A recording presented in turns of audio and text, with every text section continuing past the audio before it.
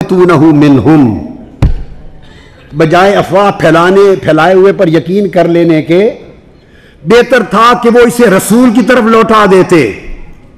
वइला उलिल अम्र मिनहुम, या उनमें जो साहिबान अम्र हैं, साहिबान इल्म हैं, उनकी तरफ ले जाते, रुजू करते और उनसे पूछते।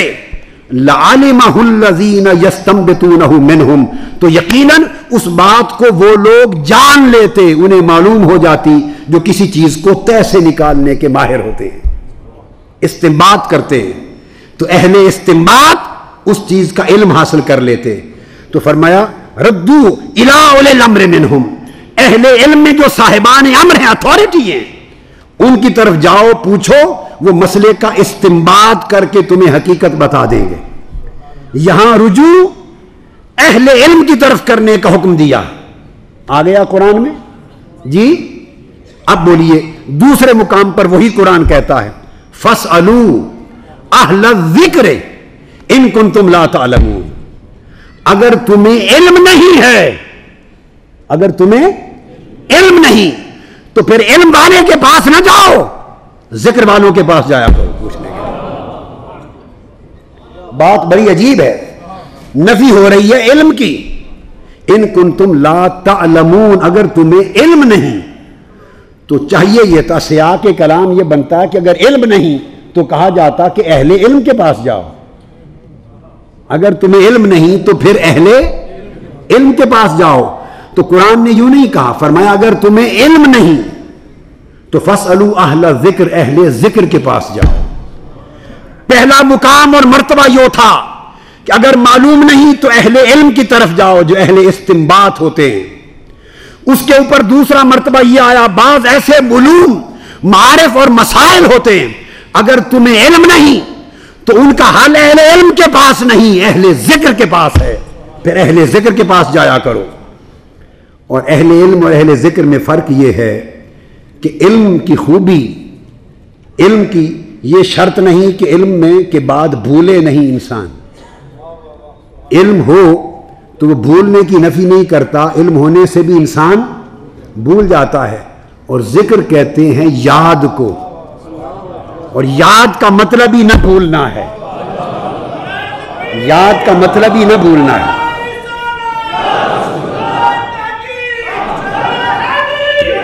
तो अहले ज़िक्र का मतलब यह है जिन्होंने मौला को यूं याद कर रखा है कि जब से याद किया है फिर वो भूले ही नहीं। तो मैं अगर तुम्हें इल्म नहीं तो इल्म वाले के पास जाओगे तो मुमकिन है इल्म वाला खुद भूला हुआ हो, वो इल्म वाला खुद भूला हुआ हो, लिहाजा आप उसके पास ना जाओ जिसके खुद भूल जाने का इम्कान है। अहले ज़िक्र के पास जाओ जो भूलते नहीं, जो याद रखते हैं। औलिया अहले इल्म तो होते ही हैं मगर अहले ज़िक्र होते हैं, उनका जिक्र उनके इल्म पर हावी होता है, उनका जिक्र उनके इल्म पर, बोलिए, हावी होता है।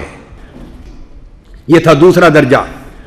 अब कुछ मसाइल इससे भी बुलंद होंगे जो अहले ज़िक्र से भी ऊंचे, वो याद में कायम रहने वाले अहले ज़िक्र से भी ऊंची बात है। उसको पूछना हो तो कहां जाएं? फरमाया अर्रहमान फसअल बिही खबीरा। अगर अल्लाह की सिफात की बात थी, अहकाम की बात हो, मसाइल की बात हो, हलाल और हराम की बात हो तो अहले इल्म के पास जाओ, अहले इल्म के पास जाओ। तकवा की बात हो, परहेजगारी की बात हो, ज़ोद व वरा की बात हो, तहज्जुद गुजारी की बात हो, खुदा की रजा और उसकी कज़ा पे तस्लीम की बात हो, और अल्लाह की बारगाह में हर वक्त तस्लीम और रजा की बात हो तो फिर अहले ज़िक्र के पास जाओ। और अगर इन सारी बातों से हटकर सिर्फ यार की बात हो, मौला की बात हो, मौला की बात हो, तो मौला की बात न अहले इल्म बता सकता है न खाली अहले ज़िक्र बता सकता है। फरमाया अर्रहमान, अगर फिर रहमान की जात का पूछना हो कि सोना रब क्यों जिया, वो किवें गल्लां करदा है, वो किस तरह राजदारी में बातें करता है, कैसे मुनाजात करता है, कैसे रात को अपने दिल में बंदे के साथ इल्हाम करता है, کس طرح اس کے دل کی آگ کو اپنا جلوہ کراتا ہے، کس طرح کیفیات وارد کرتا ہے۔ اگر صرف مولا کی بات ہو تو نہ اہل علم سے نہ اہل ذکر سے پوچھو، فاسأل بہ خبیرا، اہل خبر سے پوچھو، اہل بولیے اہل کسی باخبر سے پوچھو، اہل خبر سے پوچھو۔ تو قرآن نے 3 رجوع بتائے یا نہیں؟ بعض امور اور مسائل میں اہل علم کی طرف بھیجا، بعض میں اہل ذکر کی طرف بھیجا، اور بعض میں اہل خبر کی طرف بھیجا۔ میرا سارا مضمون آپ نے دیکھا، کل کتابیں پڑھی ہیں، میں صرف آخر پہ حدیث آپ کو سناؤں گا بات کو ختم کرنے کے لیے۔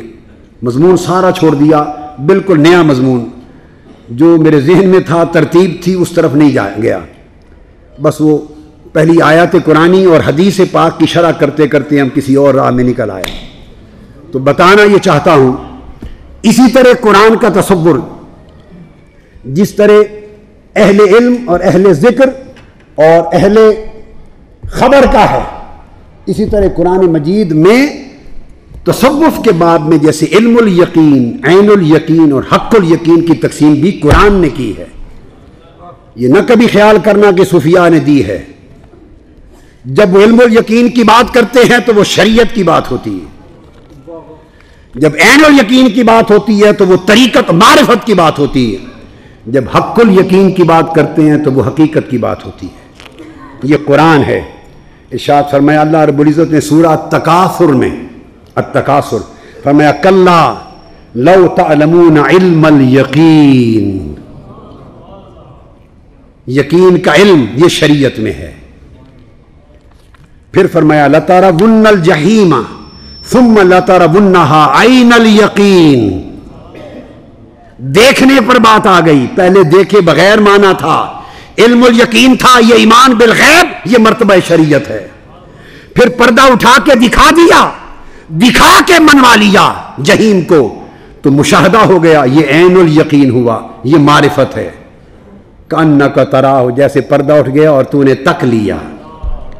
اور پھر سورہ الحاقہ، اس میں ارشاد فرمایا وَإِنَّا لَنَعْلَمُ أَنَّ مِنْكُمْ مُكَذِّبِينَ وَإِنَّهُ لَحَسْرَةٌ عَلَى الْكَافِرِينَ وَإِنَّهُ لَحَقُّ الْيَقِينِ، اور جو غائبانہ ماننے اور دیکھنے سے بھی معاملہ بڑھ جائے، حقیقت، اس کو حق الیقین کہا۔ علماء علم الیقین کی بات کرتے ہیں، صوفیاء عین الیقین کی بات کرتے ہیں، اور عرفاء اور اولیاء کاملین اور مقربین وہ حق الیقین کی بات کرتے ہیں، مگر سارے قرآن ہی کے چشمے سے پی رہے ہیں، قرآن ہی کے چشمے سے پی رہے ہیں۔ اب بات کو میں نے اپنا مضمون کاٹ دیا، چھوڑ کر آخری ایک مضمون کی صرف آپ کو حدیث پاک پر آج کی بات ختم کرنا چاہتا ہوں۔ 3 حدیثیں ہیں۔ یہاں تک تھا وہ صوفیاء یہی اولیاء بنے، یہ صوفیاء اولیاء کہلاتے ہیں۔ آقا علیہ الصلوۃ والسلام نے ارشاد فرمایا کہ کثرت کے ساتھ ایسے بندے ہوں گے قیامت کے دن جو نہ انبیاء ہوں گے نہ شہداء ہوں گے، مگر اللہ تعالیٰ انہیں اپنی قرب میں اتنے بلند مقام پر بٹھائے گا، اتنے بلند مقام پر بٹھائے گا کہ انبیاء اور شہداء بھی رشک کریں گے، رشک کریں گے کہ باری تعالیٰ ہم تو یہاں بیٹھے اس لیے کہ انبیاء تھے، یہ یہاں بیٹھے کہ شہداء تھے، یہ کون ہے کہ نہ انبیاء ہیں نہ شہداء ہیں، اور تو نے ان کو یہاں بٹھایا ہے اس مقام پر۔ آقا علیہ السلام نے اس پر ارشاد فرمایا، حضور علیہ السلام نے ان کا مقام بیان فرماتے ہوئے فرمایا، صحابہ نے پوچھا یا رسول اللہ وہ کون ہوں گے؟ سیدنا فاروق اعظم رضی اللہ تعالیٰ عنہ راوی حدیث کے۔ آقا علیہ السلام نے فرمایا کہ وہ ہؤلاء اولیاء الذین لا خوف علیہم ولا هم یحزنون ثم قرأ هذه الآیہ، آقا علیہ السلام نے آیت پڑھی اور فرمایا